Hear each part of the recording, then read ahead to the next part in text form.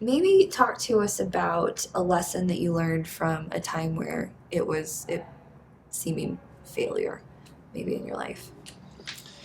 Yeah, I, I think there's a million for all of us. I think that's what business is you fail, but the more successful you are is you fail quickly and figure it out. So I mentioned early on, we didn't list our clients' homes on the MLS, and that's where most agents look for homes.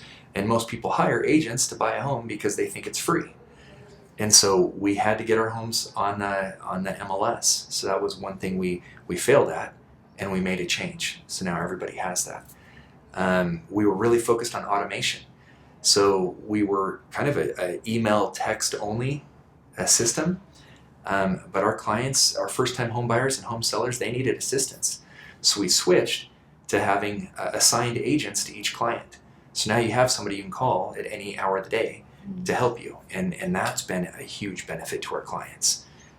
So that there's little failures all along the way that you just keep trying to figure out better and better solutions.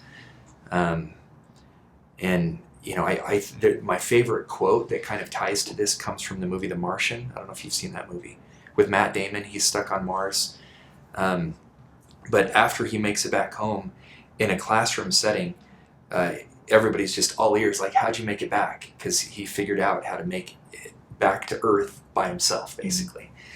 But he said, "You just do the math.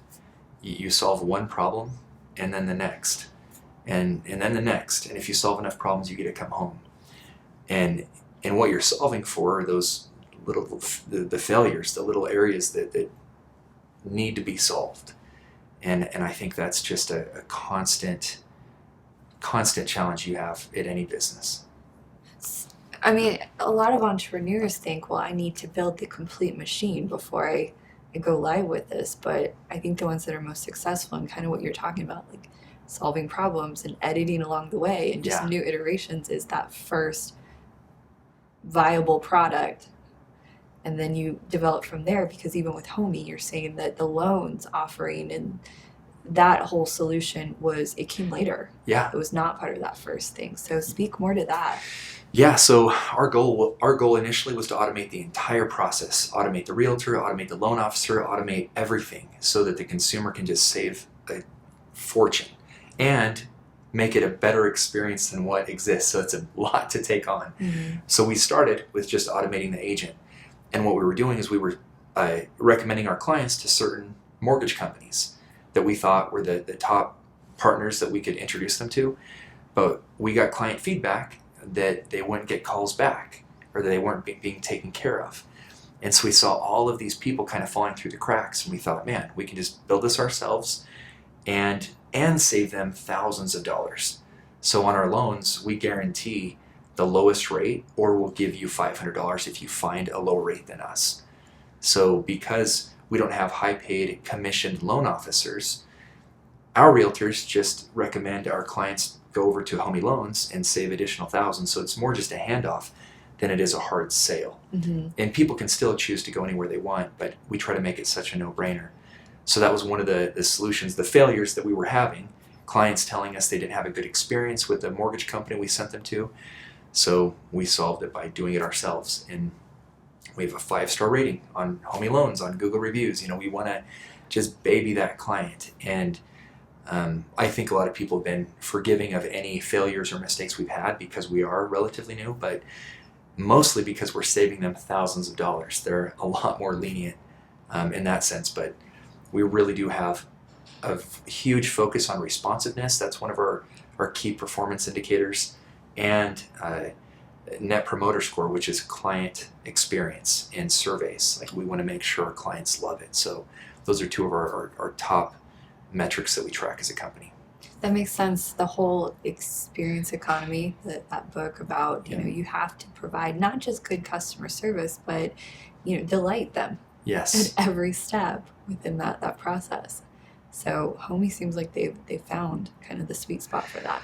Yeah, I mean, to sell a home, we charge about roughly $2,000, and in comparison to the $18,000. So, but all those clients, what we found is they expect perfection. They expect you to do your job, even though they're getting a huge savings. So, that's what we feel we've solved. That you can have as good, if not better, of an experience for a low cost. But it is, everybody wants a good customer experience, especially with homes where that's your highest purchase. Mm-hmm. You know, the most expensive asset you'll ever buy, most likely, or that you'll ever sell. So gaining that trust comes from good reviews, testimonials of people that have tried it, used it, and enjoyed it. Yeah, and I would say with homes, there's so many opportunities to have a really bad experience. Yeah.